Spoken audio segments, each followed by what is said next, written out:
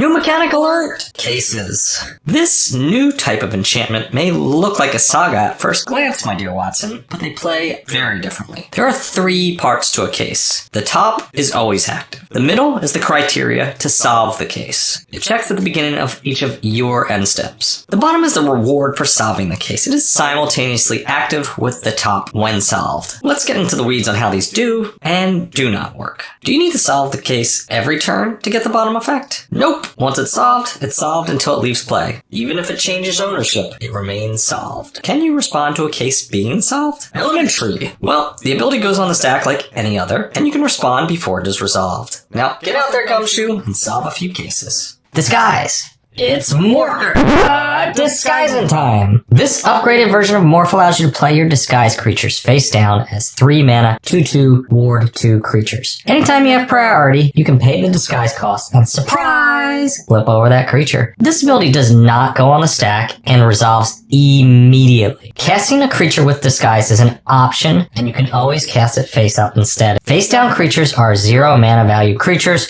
both while being cast and while they remain face down. Flipping a card doesn't cause it to re-enter the battlefield. Counters, auras, equipment are all still attached to it. If the creature is tapped, it stays tapped. If it's attacking, it's still attacking. You can look at your face down cards at any time to remind yourself what they are, but you cannot play 3-card Monty with them face down, you shyster. And to keep everybody honest, whenever a face down card leaves play or the game ends, you need to reveal all of them to your opponent. Cloak. When you cloak a card, you play it face down as a 2/2 ward 2 creature with mana value 0. Effects that cloak cards can take them from a variety of places: battlefield, your hand, or even the top of your deck. Now, here's where you can really get into your opponent's head. A cloaked card can be any card, but only creatures can be turned face up. And the cost to flip them is the casting cost, or their disguise or morph cost if they have them. Flipping a card does not cause it to re-enter the battlefield, so any ETB effects will not trigger here. Suspect. I'm just gonna call it sus for short. If a creature is sus, it is designated as suspected for any card that cares about that. It has menace and can no longer block. If a creature is sus and somehow stops being a creature, it's still technically sus. You should probably consider it even more sus now. Creatures with menace that can't block are not automatically sus. Suspect is a keyword that grants both of these abilities, but not the other way around. Strategically, I think Suspect is an awesome and flavorful new mechanic despite its simplicity. Its modular nature gives players choice whether to use it offensively or defensively.